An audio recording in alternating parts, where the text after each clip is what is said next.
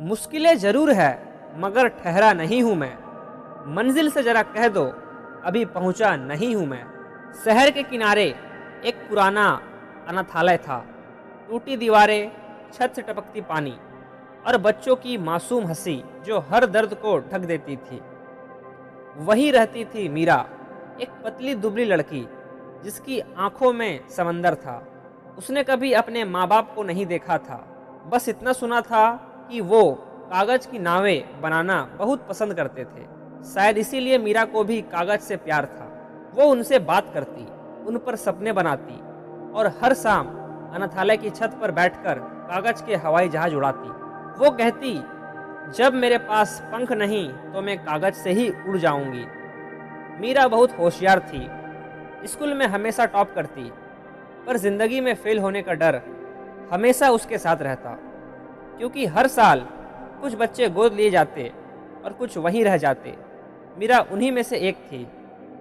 हर बार जब कोई दंपत्ति अनाथालय आता, मीरा अपने बाल संवारती, मुस्कुराती, पर जब वो किसी और बच्चे का हाथ पकड़ते तो वो चुपचाप अपने कमरे में लौट जाती।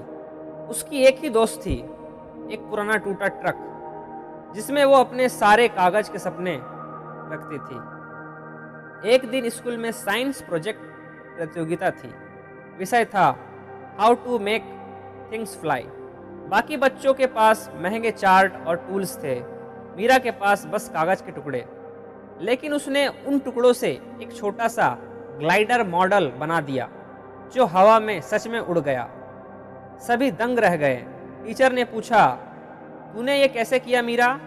वो बोली, मैं रोज उड़ने की कोशिश करती हूँ सर, बस आज उड़ गई। उस दिन उसकी तस्वीर अखबार में छपी। अनाथालय की बच्ची ने किया कमाल। कई लोग उससे मिलने आए। किसी ने कहा, हम तुम्हारी पढ़ाई का खर्च उठाएंगे। किसी ने कहा, तू हमारे साथ आ जा। लेकिन मीरा ने कहा, मैं यहीं रहकर उन बच्चों को उड़ान देना चाहती हूँ जिन्हें कोई पंख नहीं देता। वक्त बीतता गया। मीरा ने एरोनॉटिकल इंजीनियरिंग की पढ़ाई स्कॉलरशिप से पूरी की। हर रात वो पढ़ाई के बाद अनाथालय आती और बच्चों को सिखाती कागज से जहाज बनाना, पर साथ ही ये भी कहती, हर जहाज की उड़ान कागज से नहीं हौसलों से होती है। कुछ साल बाद मीरा ने खुद की संस्था बनाई, पेपर विंग्स फाउंडेशन, जहां वो अनाथ और गरीब बच्चों को विज्ञान और नवाचार सिखाती थी।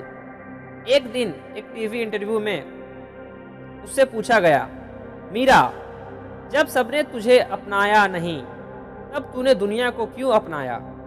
वो मुस्कुराई और बोली, क्योंकि मैंने सीखा है जो अकेलापन देता है वही इंसान को सबसे ऊंचा उड़ान सिखाता है। अब मीरा का सपना पूरा हो चुका था। वो अंतर्राष्ट्रीय स्तर पर भारत की सबसे युवा महिला एरोनॉटिकल वैज्ञानिक बन चुकी थी। पर हर महीने की 15 तारीख को वो अब भी उसी पुराने अनाथालय जाती, छत पर खड़ी होती और बच्चों के साथ कागज के जहाज उड़ाती। एक बच्चा बोला, दीदी अब तो तू असली जहाज उड़ाती है, फिर ये कागज वाला क्यों? मीरा मुस्कुरा दी, क्योंकि मैं उड़ना वहीं से सीखी थी।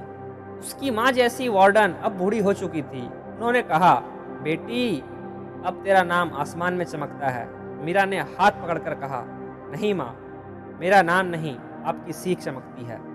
दोस्तों, इस कहानी से हमें सीख मिलती है कि हमारी परिस्थितियाँ हमें बांधती नहीं बल्कि हमें ऊंचा उड़ना सिखाती है।